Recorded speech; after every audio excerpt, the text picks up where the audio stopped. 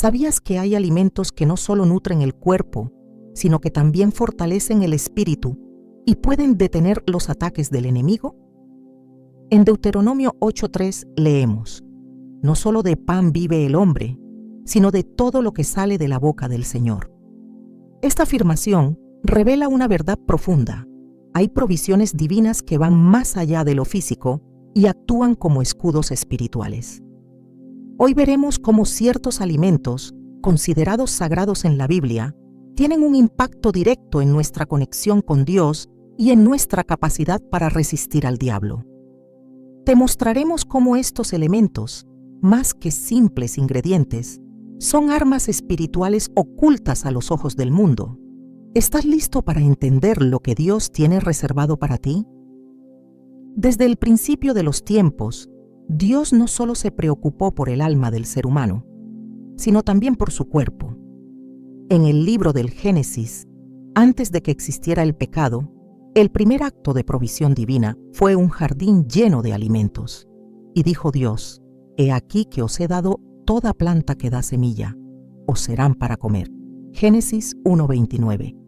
Este versículo no solo establece una instrucción alimenticia, sino que revela una verdad profunda. Desde el principio, Dios proveyó alimentos no solo para sustento físico, sino como herramientas espirituales que sostenían la santidad y la comunión. Comer no era simplemente una necesidad biológica, era una expresión de obediencia y alineación con la voluntad divina. Satanás también lo entendía. Por eso, su primera estrategia fue usar precisamente un alimento para tentar al hombre.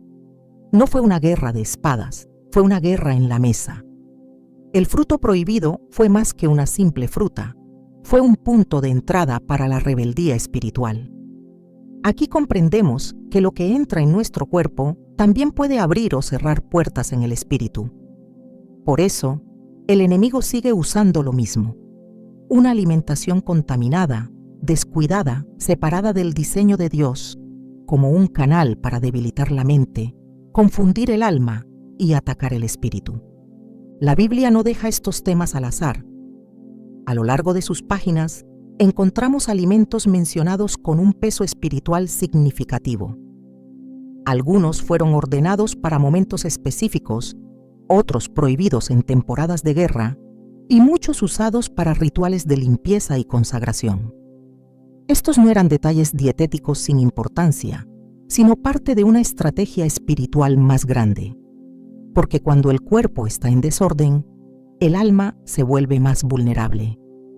Y donde hay vulnerabilidad, el enemigo ataca. Uno de los mayores errores del creyente moderno es pensar que el cuerpo es irrelevante en la guerra espiritual. Sin embargo, Pablo fue claro al decir: ¿o no sabéis que vuestro cuerpo es templo del Espíritu Santo? Glorificad, pues, a Dios en vuestro cuerpo. 1 Corintios 6, 19, 20. Esta declaración destruye la separación entre lo físico y lo espiritual. No hay tal cosa como esto solo afecta al cuerpo. Lo que debilita tu cuerpo también debilita tu vigilancia espiritual. Un cuerpo descuidado abre la puerta a pensamientos negativos, a emociones descontroladas y a una mente que se vuelve incapaz de discernir la voz de Dios frente a los susurros del enemigo. Jesús mismo, antes de comenzar su ministerio, pasó 40 días en ayuno. No fue un accidente, no fue un gesto simbólico, fue una estrategia clara: fortalecer el espíritu debilitando la dependencia del cuerpo sobre lo terrenal.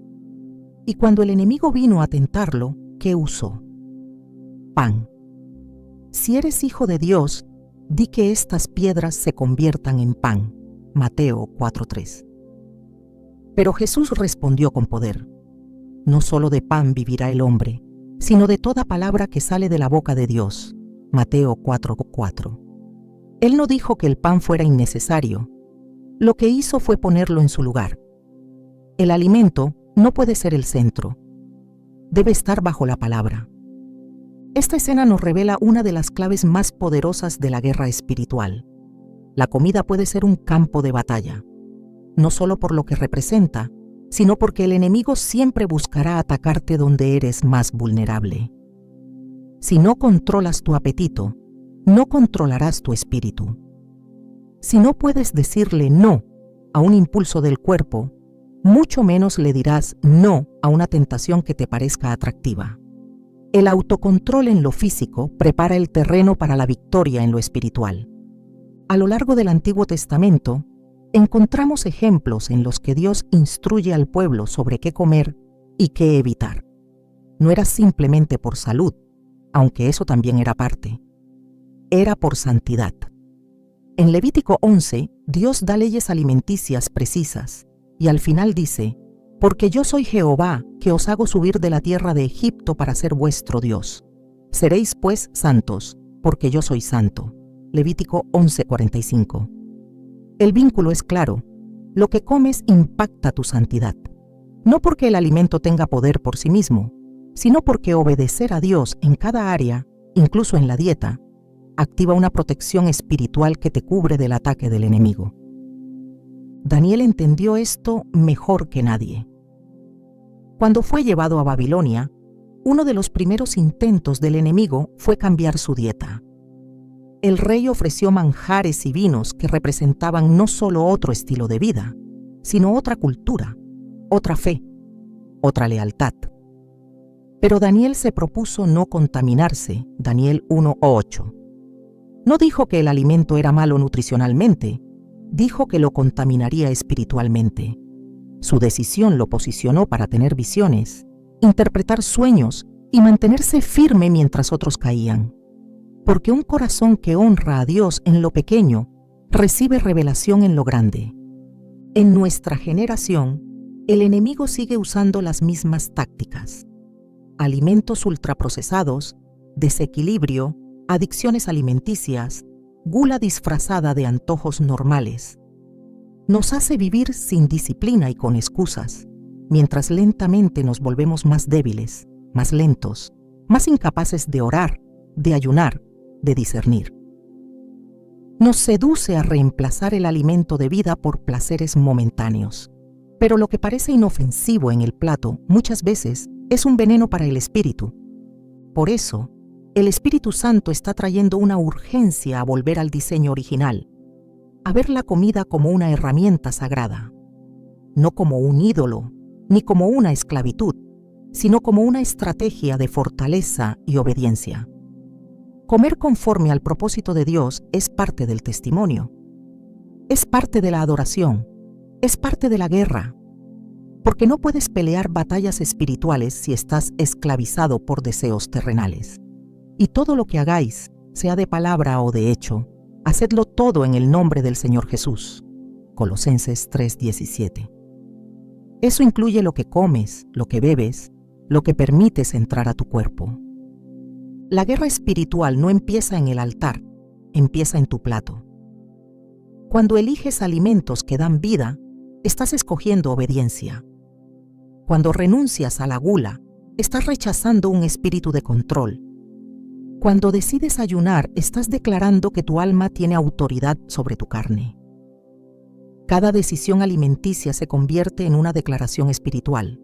Mi cuerpo no es gobernado por el mundo, es templo de Dios, es instrumento de guerra, es morada del Espíritu Santo. Jesús nos enseñó a orar.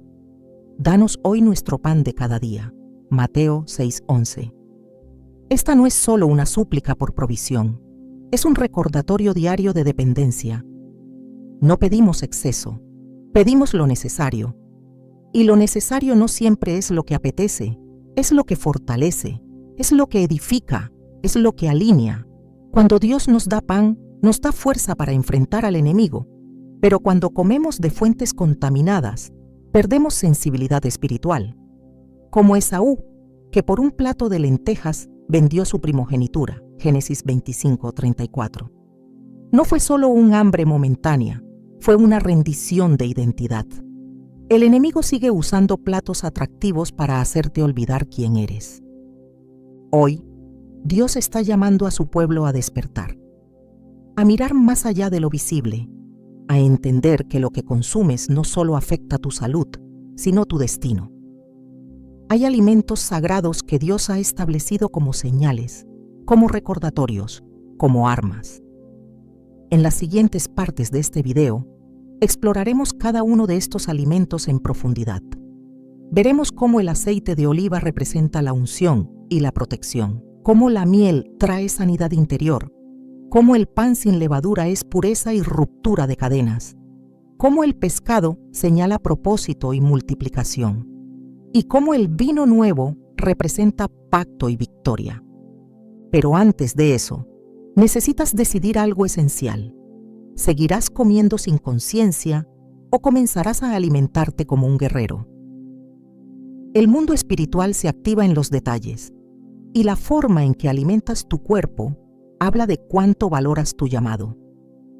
El enemigo no teme a creyentes débiles, teme a creyentes disciplinados, alertas, consagrados, que entienden que hasta el alimento puede ser un acto de guerra santa.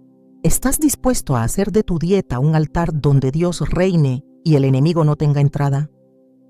Entonces prepárate, porque lo que sigue transformará no solo tu forma de comer, sino tu manera de vivir. Y cuando lo hagas, te darás cuenta de que la verdadera guerra no se gana con armas visibles, sino con obediencia silenciosa. Ahí, en lo cotidiano, donde parece que no pasa nada, Dios está forjando tu victoria. Desde los tiempos antiguos, el aceite de oliva no ha sido solo un ingrediente básico de la alimentación hebrea, sino un elemento profundamente espiritual. Su mención en las Escrituras no se limita a su uso culinario. Es presentado como instrumento de consagración, de sanidad y de guerra espiritual. Su simbolismo atraviesa toda la historia de la salvación, desde los patriarcas hasta los apóstoles, revelando que no es simplemente un alimento, sino un canal de poder y autoridad divina. En la Biblia, todo lo que era apartado para Dios era ungido con aceite. Tabernáculos, utensilios, altares, profetas, reyes y sacerdotes. El aceite marcaba el inicio de un nuevo estado. Un objeto común pasaba a ser santo y un hombre común pasaba a ser escogido. En Éxodo 30, 25, 29, Dios da instrucciones precisas para la elaboración del aceite de la unción sagrada. Harás de esto el aceite de la santa unción y ungirás con él el tabernáculo de reunión y serán cosas santísimas. Esta ordenanza no era un simple ritual, era una separación radical de todo lo que no pertenecía al reino de Dios. Cuando el aceite tocaba algo, no solo lo limpiaba, lo sellaba, y ese sello lo hacía inaccesible al enemigo. La unción con aceite era una marca espiritual que establecía dominio divino. No es casualidad que cuando Samuel fue enviado a ungir a David como rey, el Espíritu del Señor vino sobre él con poder. 1 Samuel 16:13. El aceite fue el medio físico, pero el Espíritu fue la fuerza activa. El enemigo tiembla ante lo que ha sido ungido por Dios, porque la unción representa gobierno, cobertura, respaldo celestial. Donde hay aceite santo, hay autoridad delegada. Donde hay autoridad, hay resistencia al mal. Santiago 5:14 lo confirma con absoluta claridad. ¿Está alguno enfermo entre vosotros? Llame a los ancianos de la iglesia y oren por él, ungiéndole con aceite en el nombre del Señor. Este pasaje no habla de superstición ni de fórmulas vacías. Habla de un principio eterno. El aceite activa la presencia de Dios cuando es usado con fe y reverencia. El enemigo odia el aceite no porque sea un líquido, sino porque recuerda el poder que representa. Cada vez que una vasija es ungida, Satanás retrocede, porque reconoce que ya no puede tocar lo que ha sido sellado por el cielo. En el relato de las vírgenes prudentes y las insensatas, Jesús usa el aceite como el símbolo decisivo para entrar al reino. Las vírgenes prudentes llevaron aceite extra para sus lámparas, mientras que las otras, confiando en sus propios tiempos y recursos, se quedaron sin él. Y cuando llegó el esposo, solo las que tenían aceite pudieron entrar. Mateo 25, 1, 13.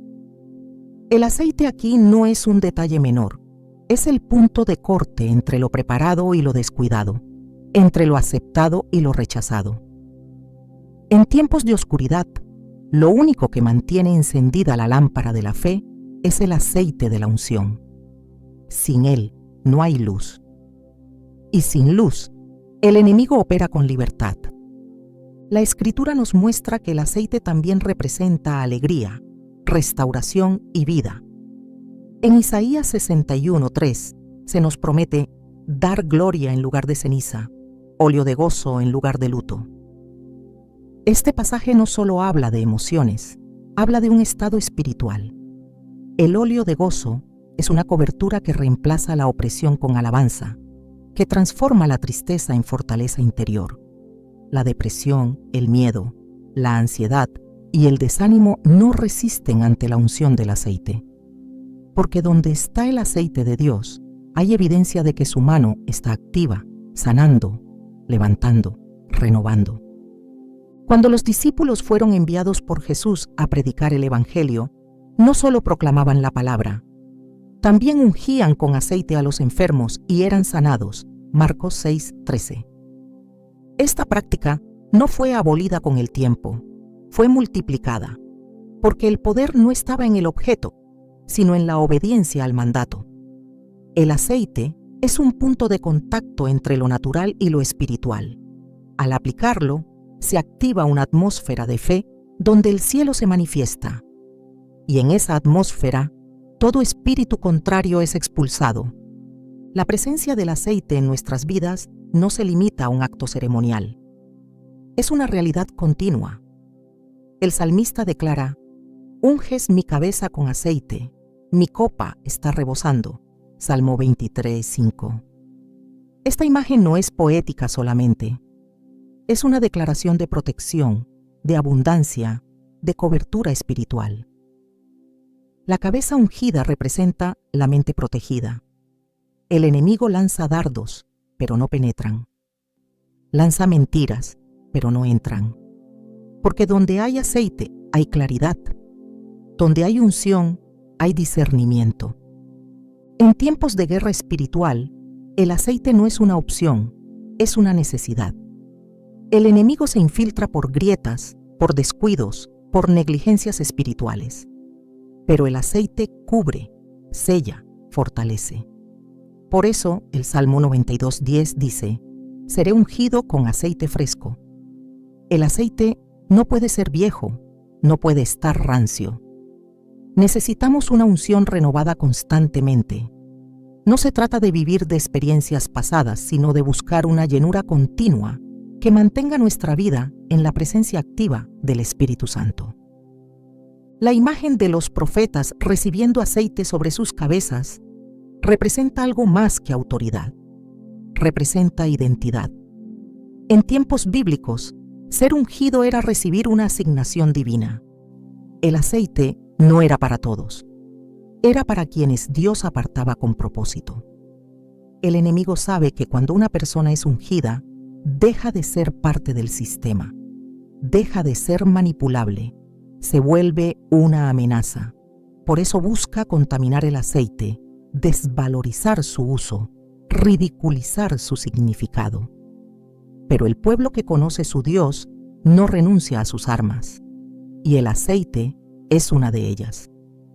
Zacarías 4 presenta una visión poderosa, un candelabro alimentado por 2 olivos vivos. No había necesidad de intervención humana para mantener la llama. El aceite fluía directamente de la fuente. Y la voz de Dios declara: «No con ejército ni con fuerza, sino con mi espíritu, ha dicho Jehová de los ejércitos». Zacarías 4:6. Este pasaje une el poder del aceite con la obra del Espíritu.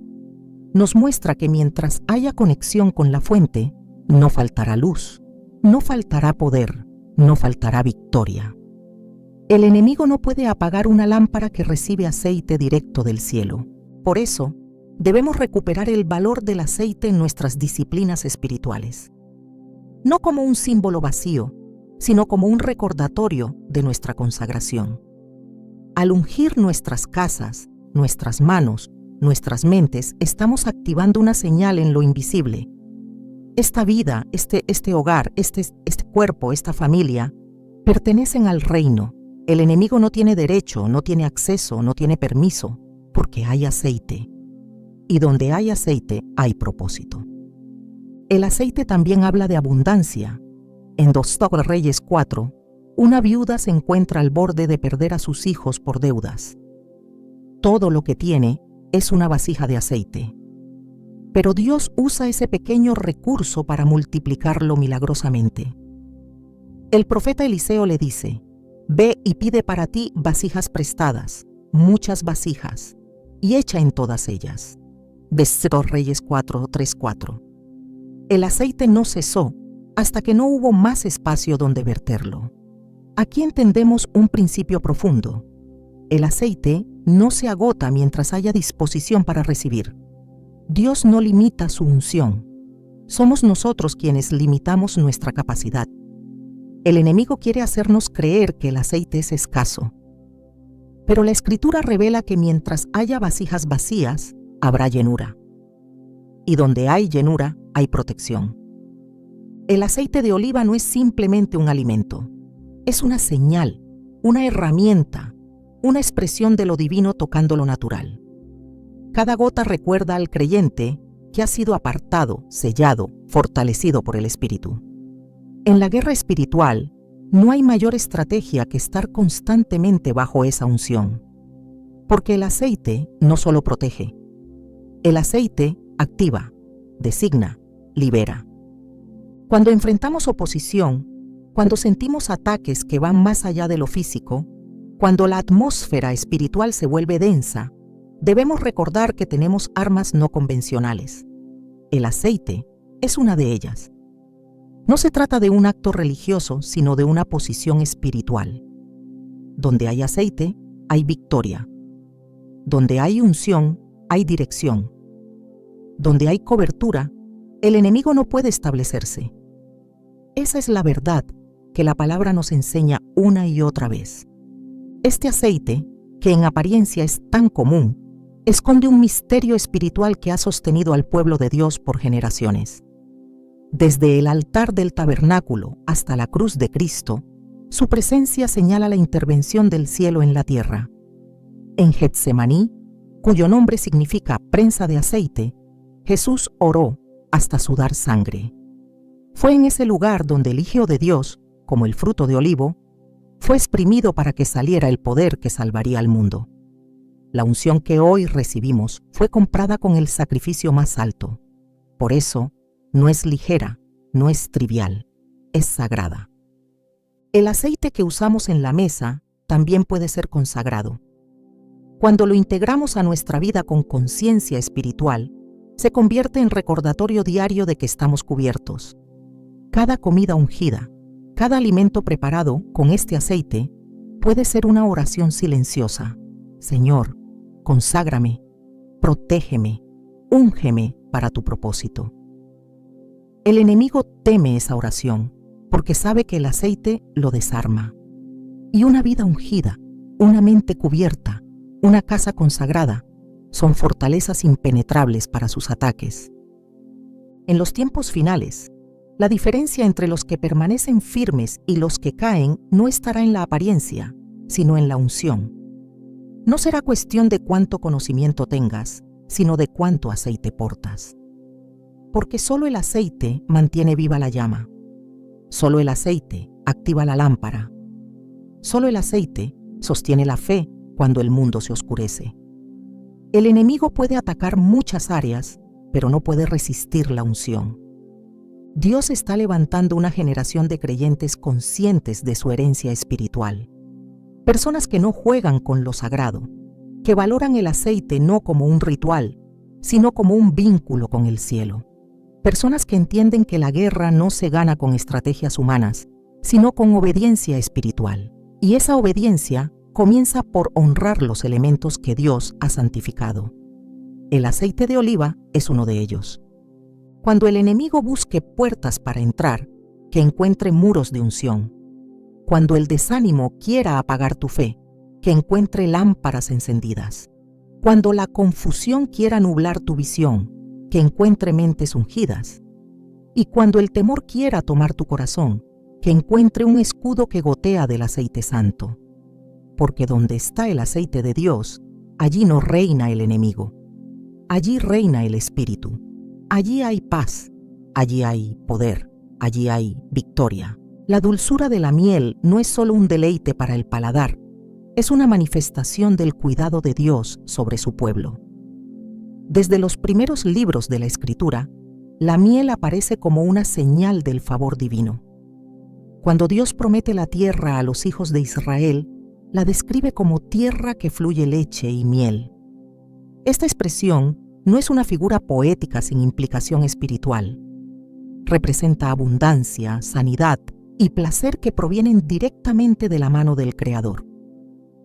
Éxodo 3:8 dice: «Y he descendido para librarlos de mano de los egipcios, a una tierra buena y ancha, a tierra que fluye leche y miel». La miel es parte del cumplimiento de una promesa. Y donde hay promesa cumplida, hay derrota para el enemigo. El enemigo no solo ataca desde fuera. Sus estrategias más sutiles se dirigen al alma. Roba la alegría, siembra angustia, debilita la esperanza. Pero la miel bíblica tiene una función contraria. Restaura el alma herida, renueva la fuerza del corazón, da placer puro en un mundo que ofrece placeres corrompidos. El Salmo 19:10 dice que los juicios de Dios son más dulces que la miel y que la que destila del panal. Este versículo enlaza la dulzura con la revelación divina. La palabra que sale de Dios no solo instruye, también endulza. No solo corrige, también consuela. La miel representa esa suavidad espiritual que calma el alma después del azote, esa caricia que sana después del quebranto. Cuando Jonatán extendió su vara y tocó la miel, su semblante fue transformado. En 1 Samuel 14:27 leemos: «Y extendió la punta de una vara que traía en su mano, y la mojó en un panal de miel, y llevó su mano a la boca, y fueron aclarados sus ojos». Esta escena contiene una enseñanza poderosa.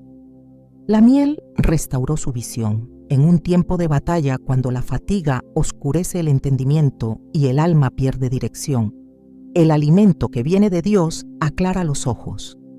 No se trata solo de una reacción física, es una señal espiritual. La claridad de visión muchas veces depende de lo que permites entrar en ti. Hay momentos en que la ceguera no es por pecado, sino por agotamiento. La miel sana eso. La dulzura del Señor limpia la mirada interna, rompe la neblina emocional y devuelve la luz a los que han peleado y han sido golpeados. Proverbios 24:13 exhorta: «Come, hijo mío, de la miel, porque es buena, y el panal es dulce a tu paladar». Aquí no se está recomendando solo un alimento, se está transmitiendo una sabiduría espiritual. Lo que es bueno para el cuerpo, también es bueno para el espíritu cuando viene de Dios. Y lo que es dulce al paladar es reflejo de lo que debe ser dulce al corazón. La dulzura en la vida del creyente no es un lujo, es una necesidad. El enemigo sabe que un alma amargada es una puerta abierta. La amargura alimenta resentimiento, y el resentimiento desactiva la fe. Pero cuando el alma es alimentada por la dulzura del cielo, el perdón fluye, la esperanza se renueva y el enemigo pierde acceso. La miel también representa una generación que conoce la palabra desde su niñez. En Ezequiel 3:3, el profeta es instruido: «Hijo de hombre, alimenta tu vientre y llena tus entrañas de este rollo que yo te doy». Y lo comí, y fue en mi boca dulce como la miel. La revelación de Dios no es amarga cuando se recibe con obediencia. Incluso las palabras más duras se vuelven dulces cuando son digeridas con humildad. El corazón que ama la voluntad de Dios encuentra dulzura en todo lo que Él dice, incluso cuando duele. Y esa dulzura es un escudo, porque cuando el alma se deleita en Dios, el enemigo no puede ofrecerle sustitutos. Un alma saciada con miel divina no codicia el veneno de este mundo. En los días de Juan el Bautista, su dieta incluía miel silvestre. Marcos 1:6 dice: «Y Juan estaba vestido de pelo de camello, y tenía un cinto de cuero alrededor de sus lomos, y comía langostas y miel silvestre. Su alimentación era profética. Representaba separación del sistema, dependencia total de Dios y fortaleza interior. La miel era parte de su consagración. Era símbolo de un alimento puro en medio de un mundo contaminado. Juan no solo proclamaba arrepentimiento, lo vivía incluso en lo que comía. Y ese alimento lo fortalecía para confrontar el pecado, para preparar el camino, para resistir la oposición. La dulzura no lo debilitaba, lo activaba. En un mundo endurecido, donde los corazones han sido heridos por traiciones, rechazos y pérdidas, la miel divina es la respuesta. No basta con resistir al enemigo con gritos y declaraciones. Se necesita restaurar el alma con el alimento correcto. El enemigo lanza dardos de desesperanza y la miel sana las heridas abiertas. Lanza palabras de fracaso y la miel recuerda promesas eternas. Lanza confusión y la miel trae claridad en medio del caos. La dulzura de Dios no es una emoción, es una unción. Y esa unción quiebra yugos que no se rompen con esfuerzo humano. Cuando Jesús resucitó y se apareció a sus discípulos, uno de los gestos más cargados de significado fue comer miel. Lucas 24, 42, 43 dice: Entonces le dieron parte de un pez asado y un panal de miel, y él lo tomó y comió delante de ellos. El Cristo resucitado, vencedor de la muerte, escoge la miel como parte de su comida. Ese detalle no es accidental. Él estaba restaurando la comunión, devolviendo la alegría, trayendo dulzura después de días de terror y oscuridad. El panal de miel en las manos del Salvador es una señal. La dulzura ha vuelto, el gozo ha sido restaurado, el enemigo ha sido vencido. El Salmo 81, 16 reafirma esta promesa cuando dice: Te sustentaría Dios con lo mejor del trigo, y con miel de la peña te saciaría. Miel de la peña. Dulzura de donde no debería salir nada. Gozo en medio de la dureza. Esperanza brotando de circunstancias imposibles. Ese es el poder del alimento que viene de Dios. Lo que parece árido, lo que el mundo descarta, Dios lo transforma en fuente de consuelo. Esa miel no es solo símbolo de nutrición, es declaración de que incluso en lo más duro, Él puede endulzar. La dulzura bíblica no es evasión de la realidad, es resistencia espiritual. Es la capacidad de mantener el gozo mientras se pelea la batalla. Es la evidencia de que el alma ha sido tocada por el cielo. El enemigo no soporta la dulzura que viene de Dios, porque sabe que una persona con gozo no se rinde. Sabe que un corazón alegre es difícil de manipular. Sabe que donde hay alabanza hay presencia, y donde hay presencia no hay lugar para su operación. La miel también es usada en la palabra para describir relaciones transformadas. Cantares 4:11 dice: Como panal de miel destilan tus labios, oh esposa, miel y leche hay debajo de tu lengua. Esta descripción va más allá de lo romántico. Está revelando una vida consagrada donde hasta las palabras tienen dulzura divina. En un mundo donde abunda la crítica, la acusación y la división, el creyente lleno de miel habla vida, edifica, sana con sus palabras. La dulzura no es debilidad, es señal de madurez espiritual. Es el fruto de una vida que ha sido formada en la intimidad con Dios. Y el enemigo no puede operar donde hay palabras dulces cargadas de verdad, porque su lenguaje es el veneno y la confusión. El apóstol Pedro dice en 1 Pedro 2:2, 3: Desead como niños recién nacidos la leche espiritual no adulterada, para que por ella crezcáis para salvación, si es que habéis gustado la benignidad del Señor. Esta benignidad es sabor de miel para el alma. Es la dulzura que viene al experimentar la fidelidad de Dios. Cuando has probado su bondad, ya no quieres otra cosa. La dulzura del Señor marca, transforma, establece un estándar. Y ese estándar se convierte en defensa. Porque quien ha probado la dulzura genuina no se deja engañar por imitaciones. El alimento espiritual tiene un efecto duradero. La miel, como representación de esa dulzura, permanece en el alma incluso en tiempos de prueba. No desaparece con el primer viento. Es reserva para el día malo. Fortaleza que no depende de lo que se ve. Gozo que no se basa en circunstancias. Confianza que fluye desde lo más profundo. Así como la miel se preserva por siglos sin descomponerse, así también el gozo que viene de Dios resiste el paso del tiempo. El enemigo puede intentar muchas cosas, pero no puede apagar una fuente que brota desde el espíritu. La miel, entonces, no es solo un alimento para el cuerpo, es una clave para el alma, es la expresión tangible de una realidad invisible. El Dios que endulza, el Dios que consuela, el Dios que restaura. Cada vez que es mencionada en la Escritura, se activa un mensaje que rompe con la tristeza, con el trauma, con la desesperanza. No es solo un ingrediente, es un lenguaje espiritual. Y ese lenguaje declara que el pueblo de Dios no vivirá amargado, no caminará herido, no permanecerá en el desierto emocional. Vivirá en la dulzura del Señor. El enemigo ha lanzado ataques sutiles para endurecer los corazones, pero la miel ablanda. Para endurecer un alma basta con una herida no tratada, pero para restaurarla basta con un toque de la dulzura divina.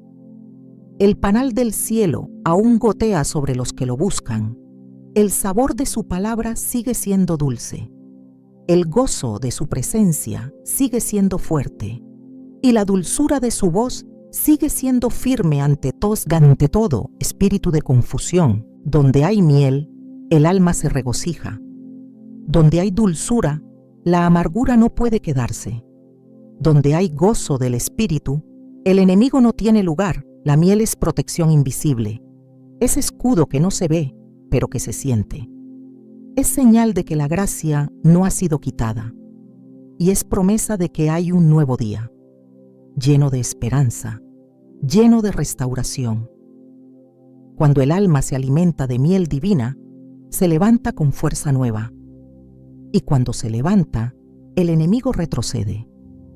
En el corazón del relato del Éxodo, justo antes del mayor acto de liberación en la historia del pueblo de Dios, se introduce un alimento con un simbolismo que atraviesa generaciones: el pan sin levadura. No fue un detalle más en la mesa de la Pascua, fue una orden precisa, una instrucción divina que marcaba el inicio de un camino de santidad y separación. Y comerán la carne aquella noche, asada al fuego, y panes sin levadura. Con hierbas amargas lo comerán. Éxodo 12:8. La urgencia del momento exigía un pan que no tuviera que esperar, un pan libre de fermentación, un pan que no permitiera la expansión del pecado. Porque eso era lo que representaba la levadura, el crecimiento oculto de lo que contamina. El pan sin levadura no era solo símbolo de prisa, era un mensaje profundo. Cuando Dios te llama a salir de Egipto, no puedes llevar contigo la corrupción del sistema que estás dejando atrás. La levadura, en ese contexto, era una figura del pecado que se infiltra silenciosamente, que opera de manera invisible, pero que transforma toda la masa. Por eso, la instrucción fue clara. Ninguna levadura debía hallarse en sus casas por 7 días. No solo lo que se comía debía estar libre de ella, también el ambiente, el entorno, todo debía ser purificado. Esta limpieza no era un acto cultural, era una purga espiritual. En el Nuevo Testamento, Pablo retoma esta imagen con una fuerza que no puede ser ignorada. ¿No sabéis que un poco de levadura leuda toda la masa? Limpiaos, pues, de la vieja levadura, para que seáis nueva masa, sin levadura como sois, porque nuestra Pascua, que es Cristo, ya fue sacrificada por nosotros. 1 Corintios 5, 6, 7. Aquí la comparación ya no es solo con Egipto, sino con la vida en Cristo. Si la Pascua fue el acto de redención física, ahora la cruz es la Pascua eterna, y el pan sin levadura se convierte en un llamado a la pureza radical. Un creyente que continúa alimentando su vida con levadura espiritual, orgullo, hipocresía, codicia, mentira, está saboteando su crecimiento, está permitiendo que el enemigo opere desde adentro. Jesús mismo advirtió sobre esto con una claridad contundente. Guardaos de la levadura de los fariseos y de los saduceos. Mateo 16:6. Y aunque al principio sus discípulos no entendieron, luego comprendieron que no hablaba del pan físico, sino de la doctrina. La enseñanza corrupta, la religiosidad vacía, la apariencia sin sustancia. La levadura aquí es sinónimo de falsedad espiritual, de prácticas que aparentan santidad, pero que están lejos del corazón de Dios. Esa levadura también destruye, porque cambia la esencia. No solo infla, también deforma. El pan sin levadura representa la urgencia de vivir sin mezcla, sin doblez, sin lo oculto que fermenta. Es una declaración de guerra contra el pecado encubierto, contra la vida dividida, contra los compromisos internos con sistemas que ya han sido vencidos en la cruz. Es la renuncia al autoengaño. Es comer lo que no seduce al paladar pero fortalece el espíritu. Es abandonar lo que da sabor pero contamina. Es decirle no a la levadura que hace parecer grande lo que está vacío por dentro. Durante 7 días, el pueblo debía abstenerse de toda levadura. 7 días de limpieza, de enfoque, de separación. El número 7 representa perfección, plenitud, ciclo cumplido. Cada día sin levadura era una señal de que el proceso de purificación era completo. Este patrón no desapareció. Sigue vigente en el espíritu de quienes desean caminar con poder y pureza, porque lo que se tolera en secreto se manifestará en el momento de la prueba. Y el enemigo sabe que no necesita una puerta abierta, le basta con una grieta. El pan sin levadura enseña a decir la verdad, incluso cuando duele, a actuar con integridad, incluso cuando nadie observa, a renunciar a la levadura del reconocimiento humano y a abrazar la sencillez de lo que es puro. Es vivir sin maquillajes espirituales, sin adornos externos que intentan disfrazar lo que falta por dentro. Es elegir lo esencial, lo auténtico, lo que agrada al cielo aunque no impresione a la tierra. El pan que Jesús partió en la última cena era pan sin levadura. En la noche en que sería entregado, Él escogió un pan que no se inflaba, un pan que no escondía burbujas internas, porque su cuerpo, representado en ese pan, sería ofrecido sin pecado. Hebreos 4:15 lo declara. Cristo fue tentado en todo según nuestra semejanza, pero sin pecado. El pan sin levadura es la figura de una vida sin mezcla, sin contaminación, sin sombras. Y al comer de ese pan, proclamamos no solo su muerte, sino también nuestra decisión de ser como Él. El enemigo no puede contra una vida que ha sido limpiada de levadura. Puede intentar oprimir, pero no puede acusar. Puede rodear, pero no puede penetrar. Porque donde no hay fermento, no hay corrupción. Donde no hay mezcla, no hay vulnerabilidad. El pan sin levadura es escudo, es espada. Es señal de que el alma no está disponible para ser influenciada por sistemas falsos. Comer este pan es asumir una identidad, la del pueblo separado, consagrado, listo para moverse cuando Dios diga, sin cargas, sin contaminaciones, sin raíces ocultas. La Escritura enseña que no podemos servir a 2 señores. No se puede comer del pan sin levadura y al mismo tiempo tolerar levadura en el corazón. No se puede caminar en luz y albergar tinieblas. No se puede proclamar libertad y vivir con ataduras secretas. El pan sin levadura es la respuesta espiritual a esta incoherencia. Es un acto profético, un recordatorio visual y tangible de que hemos sido llamados a salir de todo lo que se infla, pero no edifica, de todo lo que aparenta, pero no transforma. En la vida del creyente, los pequeños compromisos son la levadura que fermenta la masa entera. Un pequeño acuerdo con el orgullo, una pequeña concesión al ego, una pequeña tolerancia al engaño. pero esa pequeña cantidad termina afectando todo el ser. Por eso, el pan sin levadura no es una práctica ceremonial anticuada. Es una urgencia espiritual. Es una llamada a vivir ligeros, sin exceso, sin adiciones que distorsionen la esencia. Lo puro siempre será más fuerte que lo adulterado. Y el alma que ha aprendido a vivir con pan sin levadura se vuelve inmune a las seducciones del enemigo. Hay poder en la simplicidad, y el pan sin levadura lo demuestra. No se necesita fermentación para ser nutritivo. No se necesita apariencia para ser verdadero. Lo que no tiene levadura puede parecer austero, pero es seguro.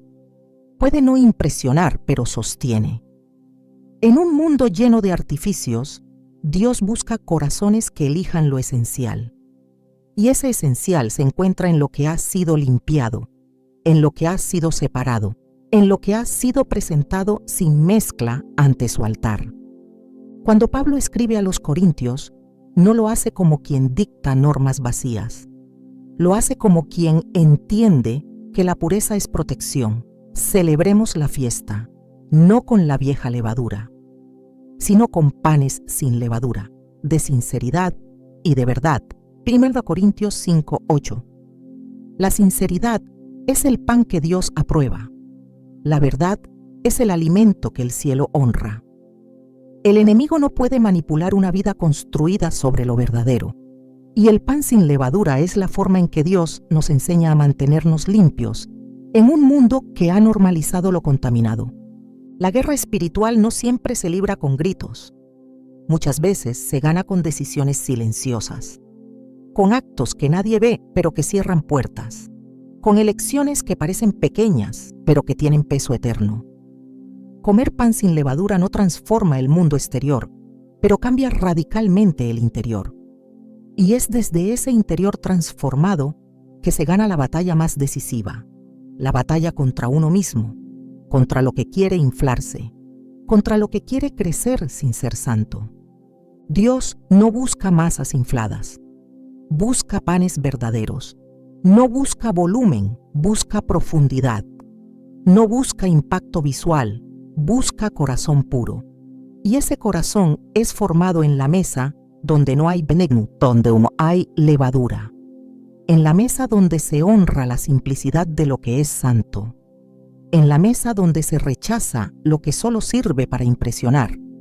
Allí es donde se forjan los guerreros que no se rinden, los siervos que no se corrompen, los hijos que no se mezclan. El pan sin levadura es parte del alimento que destruye los ataques de Satanás, porque impide que sus mentiras se afiancen.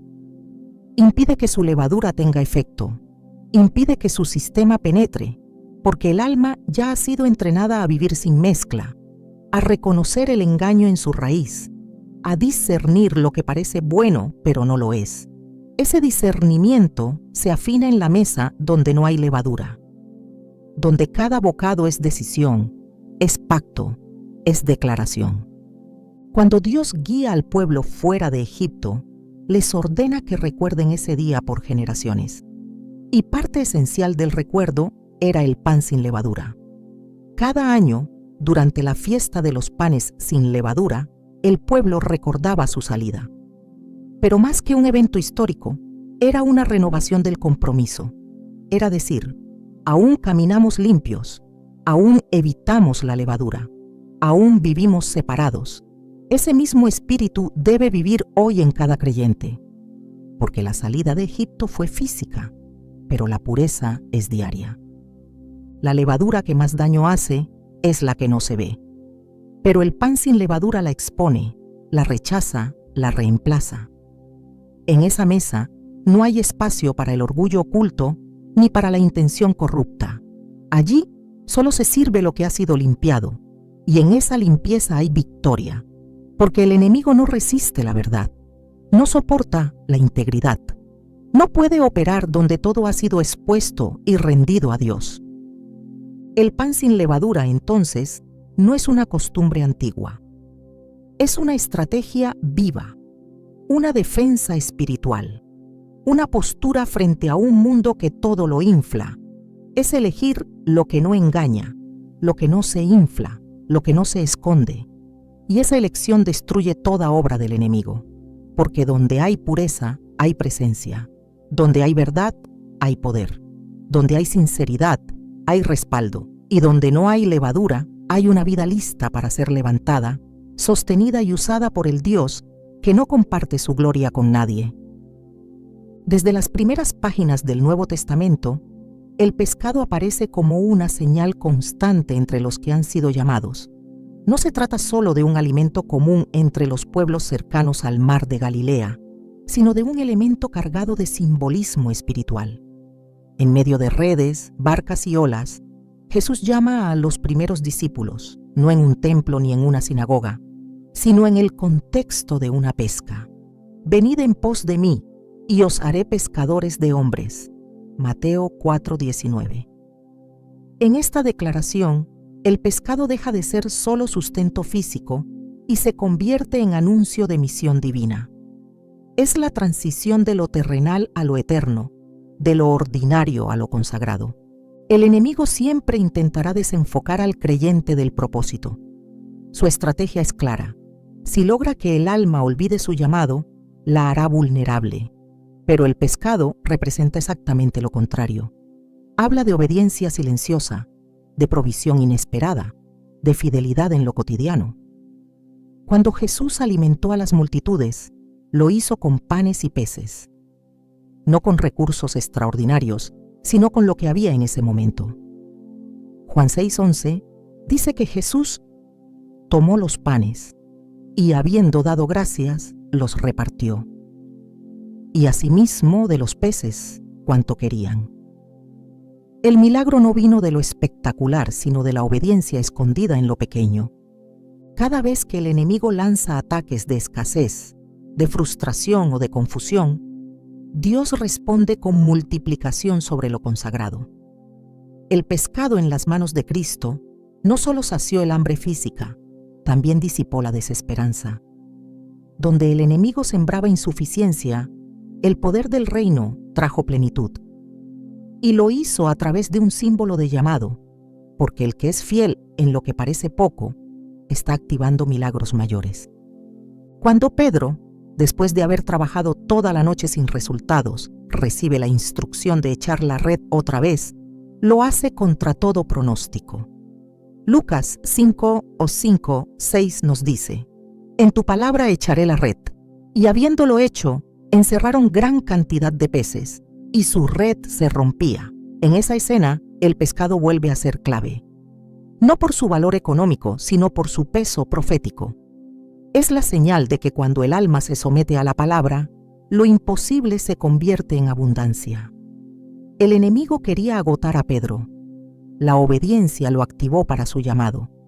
La pesca fue abundante, pero el propósito fue mayor: dejarlo todo para seguir al Maestro.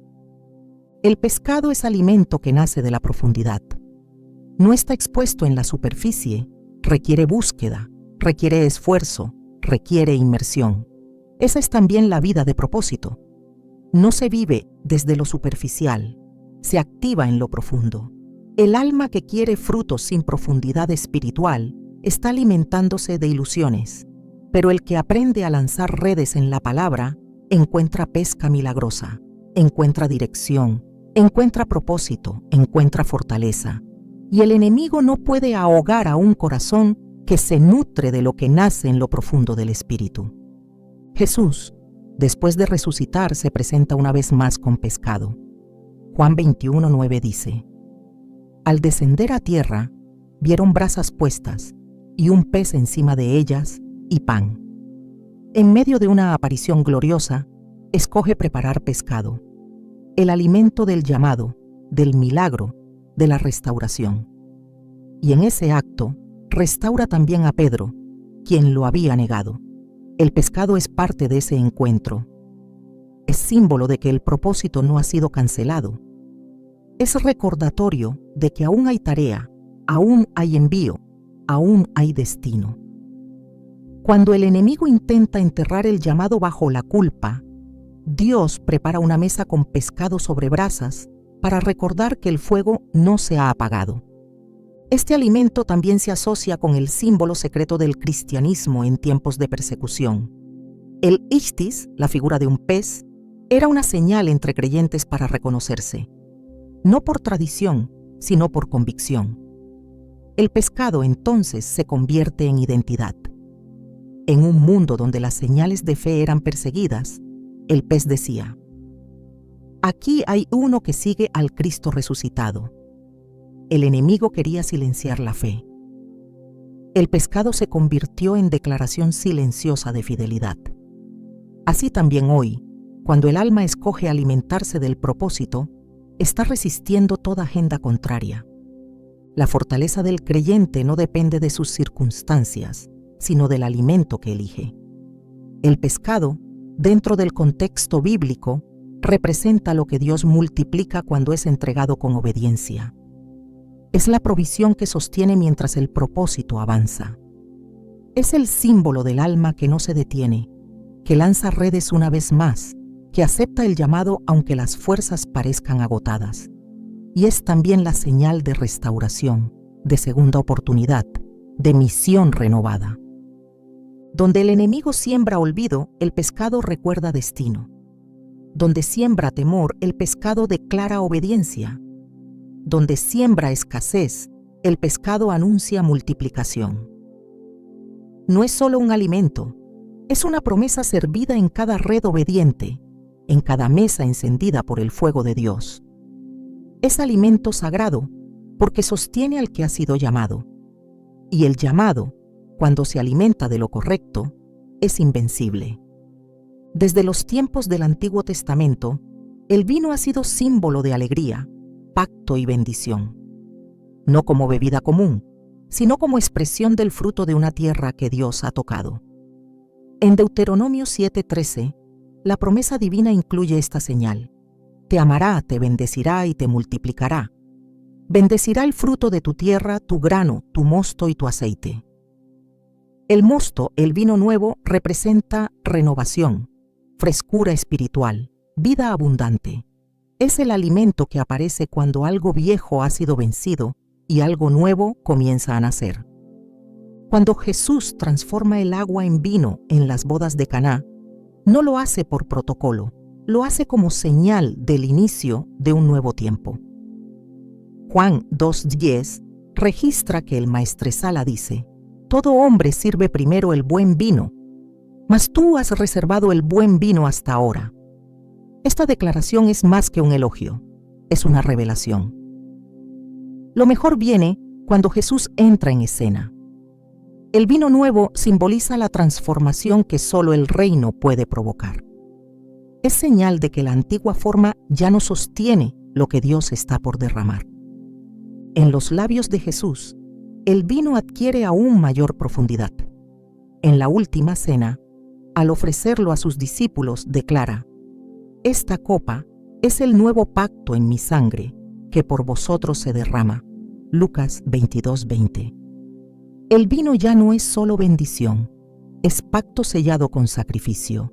El enemigo no puede resistir el poder de un creyente que entiende el valor del pacto. Donde hay sangre derramada, hay redención. Donde hay pacto renovado, hay autoridad. El vino nuevo habla de esa sangre que no fue derramada en vano, que limpió, que restauró, que derrotó todo derecho legal del enemigo sobre nuestras vidas. Jesús también advirtió que nadie echa vino nuevo en odres viejos. Mateo 9:17 lo declara: ni echan vino nuevo en odres viejos, mas el vino nuevo en odres nuevos, y lo uno y lo otro se conserva juntamente. Esta advertencia espiritual revela que no se puede recibir lo nuevo con estructuras antiguas. No se puede vivir la plenitud del pacto con una mentalidad atada al pasado. El vino nuevo exige renovación interior. Pide corazones dispuestos, moldeables, listos para ser llenados sin reventarse por la presión del cambio. El enemigo no teme a la tradición, pero tiembla ante la transformación. Donde hay vino nuevo, hay rompimiento de ciclos, hay liberación de patrones, hay entrada a niveles donde la carne no gobierna.